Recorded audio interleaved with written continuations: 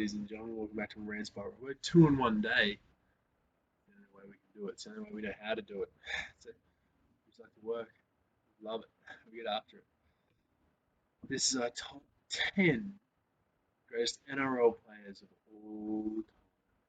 Let's just take a moment to say the NRL is an incredible institution in Australia. It's one of the biggest institutions in Australia. It's one of the biggest sporting platforms in Australia. I know a lot of everyone knows the history about the NRL, who's into it, and everyone understands there's a lot of up-and-coming talent, and we can all understand the World Cup is currently on, and Australia is in the grand final against Samoa. Now, this list is containing players who are tired, obviously, but this can raise some controversy. This is one of the this is one of the best industries in the world, the league. It's been around for a very long time. It's going to maintain around for a very, very long time. So here, with no further ado, here's our honourable mentions list. At the very bottom of our honourable mentions list, we have Jason Tamalolo. Big Jace runs the show up there in Townsville. Had a very successful year with the Cowboys last year. They did well, but Jason Tamalolo, he's an outstanding forward, outstanding anywhere you put him. Runs over people. He really makes a name for himself. He shows up. He really takes a lot of the team on and does more than his fair share. He gets the most meters, he gets the most playable, he has the most tickers, most of those old boys tell you, but he's an absolute dog and he gets right into it. So yeah, big Jace for sure. Next on our honourable mentions list, Sam Thaiday. Sam Thaiday played for the Brisbane Broncos, and he was a tank. Lost a bit of keg over his tenure of playing. He was a Queensland Maroon. He was cemented as one of the best forwards to play the game, and he had this almost captivating spark about him, where everyone was watching. Was like, oh, there's Sammy Thaiday doing whatever Sammy Thaiday does. So yeah, Sam Thaiday made our list for his talent and for his personality. Next on the list is Glenn Stewart, the man from Brookvale. Yeah, he was a manly gun through and through. Did his job well. Played the game. That's what he was there to do. So he did it well.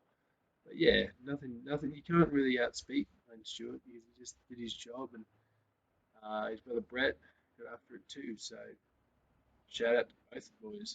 Another honourable mention, Jared Hayne. Jared Hayne has been in recent controversy and had some things that I do not advocate at all. But his time at the Parramatta Eels, when he was playing the game of rugby league, very, very admirable. One of the best performances we've seen in a long time. And it blew up, I believe it was 2011, 2010 to 11. Jared Hayne was a big, big thing. And I remember because when I was in kindergarten, I loved Parramatta, and we had Jared Hayne posters. And over time, my dad was like, oh, maybe take that down, maybe go to Manly. So that's when I switched over to Manly after Jared Hayne did his thing. So yeah, no. But he did have a good 2 years, Jared Hayne. He was the man of Parramatta. The next one above him, the Brookvale boy, Turbo Tom. I have him on the honourables mentions list because as much as last season was an absolute showing of talent, last season, the season before that, the year of Turbo Tom, he dominated from Origin to season games. He really seriously was the best statistical season of a player they've ever seen. And yeah, Turbo took off. He just went to a whole new level, and yeah, full credit to him. He's cemented himself as a Manly legend. The last member of our honourable mentions list, this might be a bit controversial, is Jonathan Thurston, as Sammy Thaiday calls him, but no, Jonathan Thurston. One of the best goal kickers to ever do it, famous for the bend. He was a North Queensland Cowboy. He was also a Canberra Bulldog. JT was told he was way too little. He was never going to make it big, and then he went out and won the premiership. And he won I believe, a Dally M, shared one with Justin Tamalolo, I believe. But JT was a dog. He had the animal in him. He had the ability to get up and get after it. So all credit to JT. Now on to our top 10 list. Coming in at number 10, still playing today for the North Queensland Cowboys, Valentine Holmes. Valentine Holmes has more accolades than really care to mention is the most tries in the game in the World Cup Series. He's also known for being one of the best wingers Australia's ever produced. He was a Cronulla Shark as well. At the time of Cronulla, he won a premiership. He's been a Cowboy for a fair amount of time. But Valentine really seriously went over and played for the New York Jets. He's back. He's better than ever. He helped lead the Cowboys to a very successful run last season. Unfortunately, beating his old club, the Cronulla Sharks, and sorry, old T-Bone had to cop that, but this is what happens, bro. It was my 1 point, but you know it hurts, it kills. But yeah, Valentine Holmes, incredible force to be reckoned with. Anywhere you put him on the field, but in the wing, he's insanely comfortable, insanely fast, insanely accurate, and just more of a he has a talent just to being on the paddock. He's just a threat, knowing that he's out there. So yeah, he's made our number 10. At number 9, this man retired, but is still throwing hands. He was a Cronulla Shark through and through. He was a New South Wales Blue through and through. This man's name is Paul Gallen. You may know him from his boxing accolades, for dishing it fucking everybody. But no, Paul Gallen, really seriously, was one of the best forwards the game's ever seen. The never die spirit was with him. He helped Cronulla lead them to both their premierships. Uh, he really was. He was the he was the battering ram for that force. He was the man. He pretty much went out there and wanted to take him on his own. And I think that's what the NRL needs now. It's one of those lunatics who runs out there screaming like, "Ah, we need that. We need someone like that."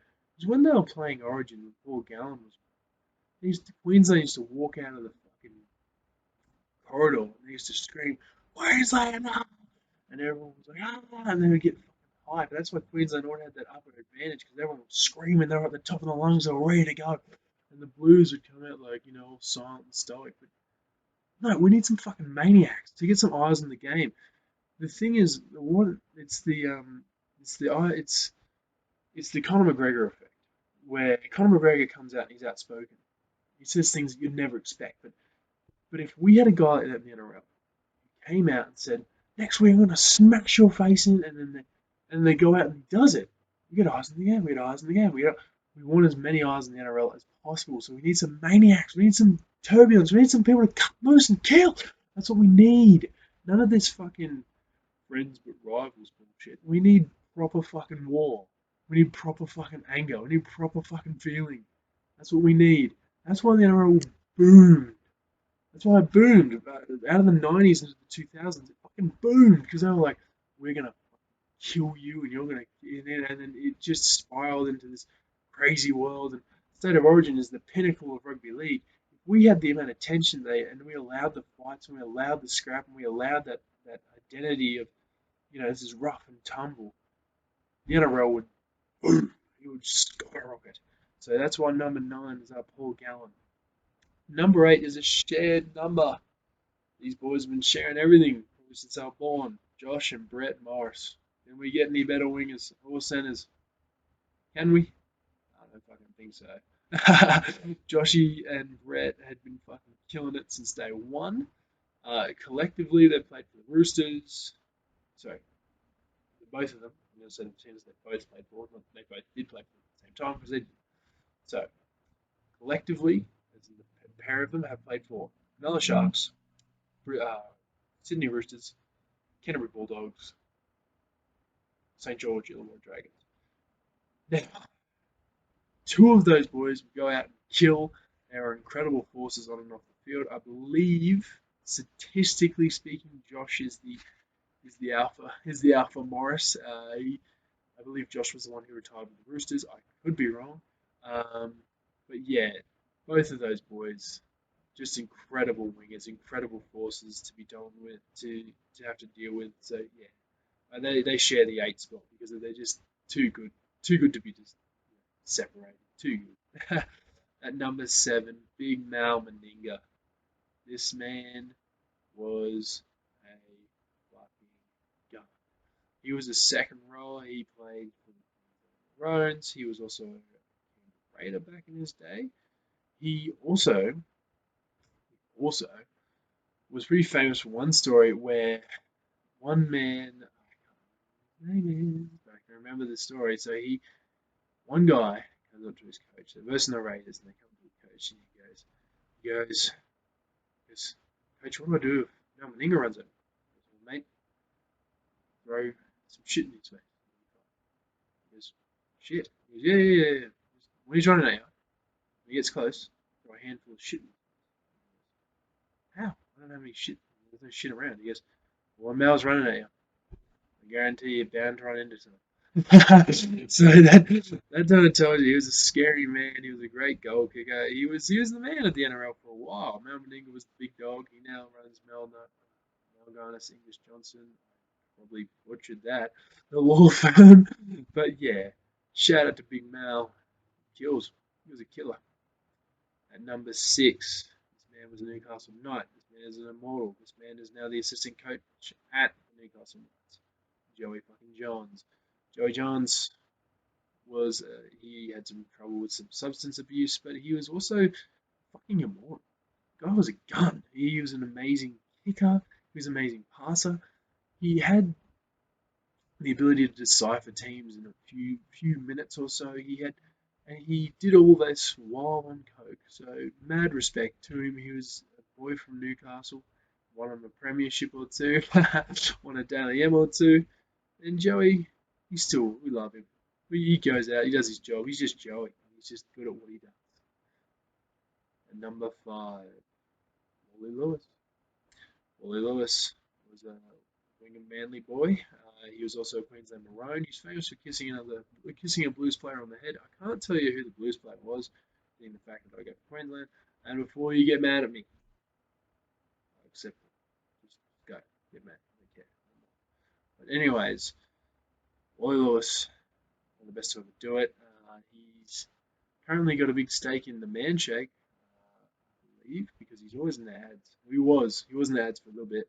But yeah, Wally Lewis, in and out of the game, you'll catch him on 9. He does his commentary. Number 4, this man was a Melbourne Storm. This man was a Sydney Rooster. This man was a hell of a winner and a hell of a competitor. Cooper Cronk. Cooper Cronk was part of the big 3, Billy Slater, Cameron Smith, and Cooper Cronk. Cooper Cronk is famous as one of the best to do it as his position. He pretty much groomed everyone he was around. He made the team way more versatile anytime he touched the ball. But he got a lot of controversy when he switched from Melbourne to Roosters, as Melbourne were very accommodating, and he was like, yeah, nah, fuck yeah, I'm going to go to Sydney. He ended up winning premierships at both sides, ended up winning down the M's on both sides. And yeah, he was detrimental. He would go on the field and literally tear it up. Just tear up. That's all he would do. Every ball he touched, he either made tons of meters or made a try. The man was just, yeah, Midas. Everything he touched turned to gold. Number 3, this man played 400 fucking games. 400. He's a hooker. He's from the great Melbourne Storm. He retired 2 years ago. Okay, fact check that one. This man is also a bloke in a bar. His name is Cameron Smith. Cammy Smith, you can't really look past a good better hooker, can you? The man was the best at the job, and he's been around for so long. He was the cornerstone of Melbourne. He was the face of Melbourne. He literally was the best facilitator the ground's ever seen. To take the candle from him is in to pass the torch. Next in line would be the Brayley brothers, but even then, Cameron Smith was so much a facilitator. He was the best hooker to ever do it. He, he led Australia. He led the Melbourne Storm. He led the mighty Queensland Maroons. He has been the cornerstone of rugby league for a very long time. So it puts him in the top 3. He's just right up the top, the pinnacle of rugby league. He really seriously is. Number 2, this man played for the South Sydney Rabbitohs. He also played for the Melbourne Storm too.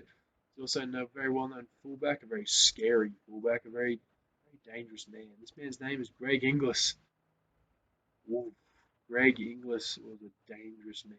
He was really seriously, he was scary. When they used to do the drop, the famous drop where everyone's around and all the players are around and they drop down, and it's just a fullback. When you saw Greg Inglis, you're like, ooh, fuck, alright, that's a threat. Latrell Mitchell tried to do it, and everyone was like, okay, bro. But Greg Inglis had the fearless face. He used to run through teams. Run through them. There's a famous audio where it's like Greg Inglis goes around 1, 2, 3, 4, 5, and he just kept going. There was nothing he could do to stop him. When he had his mind on the try line, that's where he fucking went to. And he was the face of South Sydney for a long time. But GI was a Queensland maroon, and more importantly, fucking one man wrecking. So that's pretty much why he's at a number 2 spot. Because our man in the number 1 position, this man played for Melbourne Storm. This man currently works inside the Melbourne Storm. This man was a Queensland Maroon and probably will be one of the best Queensland Maroons to ever do it. We please have some respect for the name Billy Slater. This man was detrimental. He's famous for a famous try in 2004 where he kicks the ball and chases it, and they call him Billy the Kid. Well, Billy the Kid used to run fucking through teams. He was never afraid of a tackle. He was never afraid of doing the fucking dirtiest job in the field. He won premierships. He won Storm. He won Daily M's. More importantly, he was the best fullback to ever do it. He was the best. The man was the best. You gave him half a minute, half a second of space, he was gone. There was nothing you could do to stop him. There was nothing. Nothing in the world you could do to stop him. So yeah, no, Billy Slater, a very outspoken player. I can't talk enough on him. But yeah, Billy Slater is our number 1 guy for the NRL all the time. He really seriously is. Um, more accolades than we can count. More ability and talent than we've ever seen ever for a long, long time. And the thing that made Billy Slater better than everybody, so much more, was he sustained it. Like in Turbo Tom's season 2 years ago, was right up here. It was the best we've ever seen. But if he could maintain that, yes, I'm flexing. Check that out. You like that? He flexing again. So Turbo Tom season 2 years ago was right up here. It was one of the best we've seen for a long time. Best we've seen statistically ever. The thing that made Billy Slater above that was he maintained it through his career, where he was just continually antagonizing, continually in your face, and you couldn't do anything to stop him. You're like, what the fuck do we do to this guy? You can't do anything. He's just going to keep coming and coming and coming. There's nothing you can do. So yeah, he's our number 1 contender. He's our number 1. On this note, the reason why we're doing the NRL top 10 is because I will be attending some training. I will also be very excited to play rugby league next year. I'm very excited to get in amongst it. I'm very excited to just get on that field and have a run, man. I'm very excited. So, things that are coming up. We've got more content coming out of this beautiful head. We've got more and more promotion to do. And as always, no fucking sold. And I'll see you on the next one.